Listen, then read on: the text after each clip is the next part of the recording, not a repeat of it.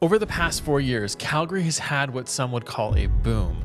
We've seen our benchmark prices skyrocket and incomes really haven't followed suit. Now, benchmark prices for Calgary went from $438,000 in 2021 up to $588,000 in 2025. Now that's nearly $150,000 of pure equity growth if you owned a property in Calgary. And if you owned a detached property, you would have seen that number closer to $250,000. Now, what about household income? Well, that in 2021 was around $108,000, $110,000 from the numbers I could find. And kind of moving forward to 2024, 2025, well, it's only jumped up to approximately $125,000. So that's a 34% increase in our benchmark pricing and only a 16% increase in the household income. So what can you afford in Calgary and the surrounding cities on a household income of $125,000? Well, that really depends on how much down payment you have. So today's plan is we're going to look at 3 different down payment amounts based on $125,000 income for the home and what you can get in Calgary and the surrounding cities. So let's start with 10% down and what that can get you based on kind of $125,000 income. So looking at our mortgage calculator here, we can kind of see that in 2025, if you have a household income of about $125,000, that's going to be bringing in about $10,417 per month. Now taxes, roughly 30, 31, 32%, somewhere in there. So 31.9 is what I have, and that nets you about $7,094 per month.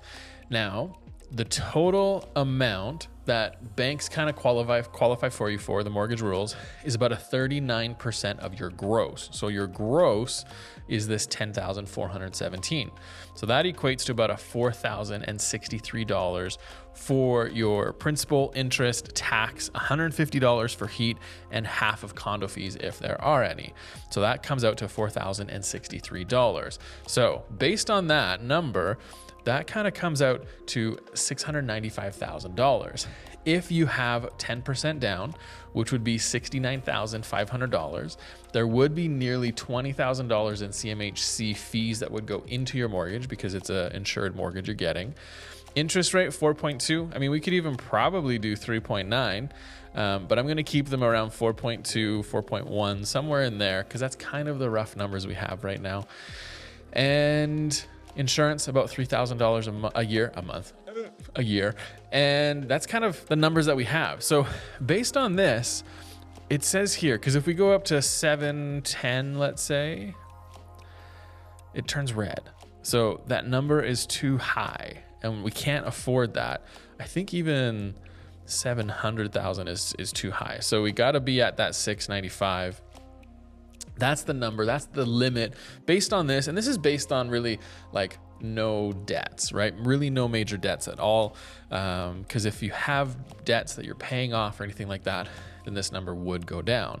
So based on 10%, about $70,000, you want to have, another thing is you want to have a little bit more than your down payment for closing costs. So put away another $2,000, $3,000, $4,000, $5,000 on top of that to cover any closing costs that you have, anything you need to fix in your house, maybe before you move in, stuff like that. So let's take a look and see what you can actually afford on the map. So when we go on the back end of the MLS, you can see that we're doing a search range of about $660 to $695, because $695 is the top end on that 10% of what can be afforded.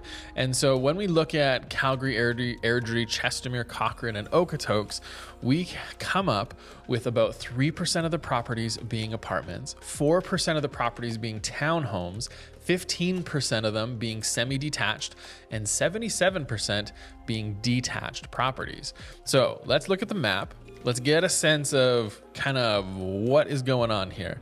So these are all the different areas. So you can see there's a whole bunch of options in Cochrane, in Chestermere, in Airdrie, and then there's a few in Okotoks. There's definitely less in Okotoks in that price range, and lots in Calgary from all the different areas. So let's go back and take out the solds. Let's look at just what is active. And so you can kind of get a sense. So there is nothing for sale in Okotoks right now in that price range. There's a handful in Cochrane, but really you're kind of all over the place. So here's some of the stats that are currently on the market right now. So in this price range, we are sitting about 1.5 months of inventory for all of these different products, right? The different styles of properties. Now, 1.5 months of inventory is sitting in a seller's market. Now, the typical average days on market is about 16 days on market, and the price per square foot, the sold price per square foot, is about $398 per square feet.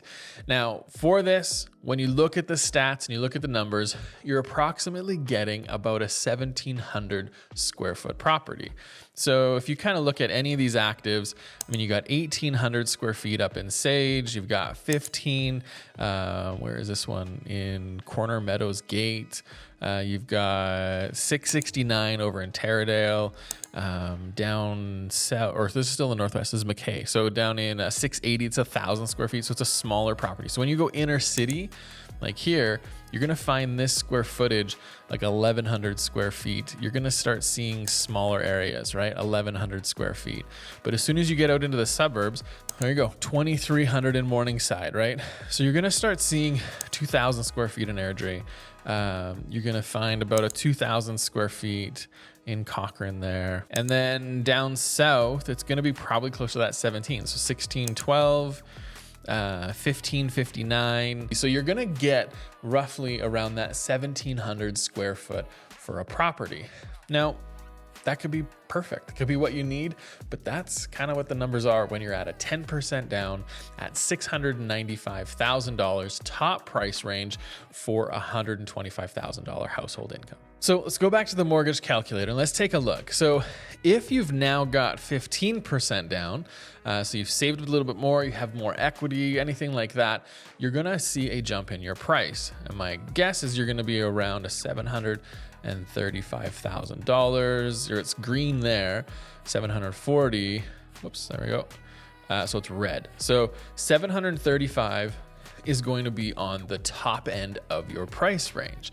So if you look at that, the numbers break down as follows. You're going to have $110,000 in equity or down payment.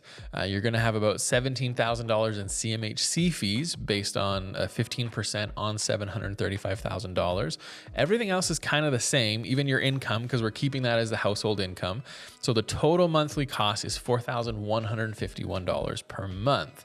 Now, just the mortgage is $3,400, but when you add in everything else, taxes, all that other stuff, then it comes out to about $4,100 per month. And so if we go into Matrix, we take a look, let's kind of look at maybe 700 to 735. And when we look at that, there is 191 options. So inside the 191 options, oh, sorry, that's just active. Solds, there's 309. So there are some solds in here as well. Lots of sales actually when you look at actives versus sold. So that comes to what type of market are we in? Well, you're in a 1.2 months of inventory when you're looking at all of these areas just in this price range. So it is in a seller's market right now. Now, you have about 2% of these properties on here being apartments. You have about 7% of them being townhomes, 6% of them being semi-detached, and a whopping 86% of this price range is a detached property. Now you're gonna find in here that on typical, kind of the days on market is about 18 days on market, and the sold dollar price per square foot is about $394 per square foot. So if you remember, 10% down is about $398 per square foot. This is $394, so it's pretty much exactly the same. And what you're gonna expect, the average approximate square footage is about 1,800 square feet. So you get a little bit more house when you're looking at what this is. So looking at some of this, so 700, so 1,600 square feet, 2,000 square feet, 1,800 square feet, Chestermere, 1,500 square feet. So it's one of the older properties in Chestermere, 1,865 for 719, and so on and so forth. So you can kind of see that there's, I mean, it's still a seller's market. And I think that's the thing that a lot of people don't realize. So we've had a really, really busy market over the last number of years. We've seen prices increase like crazy. What we're walking into is not seeing prices increase like crazy like we have in the past. I really believe that. And what I believe is going to happen is over the next year, maybe 2 or 3, we could see a little bit of stability coming to our market. I don't think we're going to see prices decreasing, but I also don't think we're going to see prices shoot up. Where the low number of months of inventory is coming into play is because we still have a lack of inventory. I mean, when you look at the numbers, right now, it's active, you have 158 actives and solds is 118. So like, most of the properties are selling within a month, right? That's like roughly that 1.2 months of inventory. So we just don't have enough inventory in Calgary and surrounding cities for the current demand that's still out there. And so what this does is it gives an opportunity for you to save up that down payment. And what you might want to do is have 20%, and let's look at that number next. All right, so when we come to 20% down, let's switch this 20% down. And I believe the number is gonna be around 790, probably up in that range. So let's take a look. Let's start at 800, at 20% down. So we are in the red there. And so let's go 795. So we're green. So that might be the top end of the range that we can purchase at, again, 125,000 household income. 795 is the top based on these numbers at 20% down. So what does this look like? When we go to the actual matrix and we make the change on the back end of the MLS, let's look between 760 and 795. So when we look at how many actives and how many solds there are about 163 options in the 5 cities, and solds there was 83. So that gives us roughly about a 1.9 months of inventory. So even in this price range, we are still under 2 months, which is still in a seller's market. And again, we're not seeing prices increase that quickly like we have in the past. Again, it's coming down to lacks of inventory in our market. So when you're looking at this, you can find that we have about 2% of these properties being apartments. Because again, you're getting close to that 800,000 and there's just not going to be a lot of apartments or townhomes because there's 2% apartments, 2% townhomes, 6% of these are semi-detached properties, and 91% are detached. So really, you're looking at detached properties in here. And when you start looking around at what the sizes are and what's kind of selling, you're finding that you're getting around 2,000 square feet. So the days on market is about 20 days. The sold price per square foot jumps a little bit up to 400,000. We were in the 390s for the other 2 price ranges, but we're at $400 per square foot. I said 400,000, $400. And the approximate average square foot is around 2,000 square feet. You're going to find that in Calgary, a lot of the sales are happening in Calgary. When you get into that price point, actually in Okotoks too, there's maybe 3 or 4 that are active and then 3 or 4 that are sold. So Okotoks might be moving faster than Calgary in this price range. When you're getting close to 800, Chestermere over the last 30 days has had 0 sales. It's all active here. So if you're looking in this price range, you might want to consider some of these areas like Cochrane and Airdrie and Chestermere. You might have a little bit more motivated sellers because you're going to have a different type of market in those areas. But you may not want to go out that far and you want to stay in Calgary. You can see a real strong concentration in newer parts of the Northeast. You can see it's really spread out over the Northwest, kind of coming down in the South. Like if you look at this range here, just because these are going to be a lot of semi-detached type properties. And when you go down south, again, it's going to be a lot of detached. But here, just take a quick glance. This southeast corner, it probably has a higher months of inventory, so it's better for the buyer. But look at all the green versus the red. Where you go on this side of the city in the southwest, there's a lot of red compared to the green. So it really depends on where you're purchasing, what you're looking at, and the area, because the area really, really will depend on what the market's going to turn out.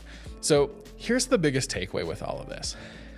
If you are trying to save up money and you're trying to come up with a better down payment, I believe you have time to do that this year. We're not going to see markets increase like crazy. We're not going to see prices increase like crazy.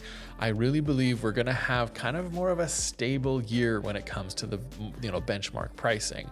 So what that does is it gives you a little bit more time to find your down payment, save up more down payment. And even if you want to delay your purchase to next year, I think that's going to be okay. There's no rush. You don't have to be rushed into a decision, but make sure it's the right decision. And if the right property comes on sooner than what you might have been planning for, that might be something you want to seriously consider as well. Because if you're looking for something super specific, like many people are when they're moving up because they know what they need a lot more, that could be a really, really important thing to jump on a property that comes on the market that is really, really specific for you. And don't be afraid of doing that. And so if you're in a place and you're ready to buy something and it's been a while or it's your first time doing it, jump into this video here where I walk through how to prepare to buy a home. And trust me, there's some great tips in there and I know you're going to benefit from it. So we'll see you over there.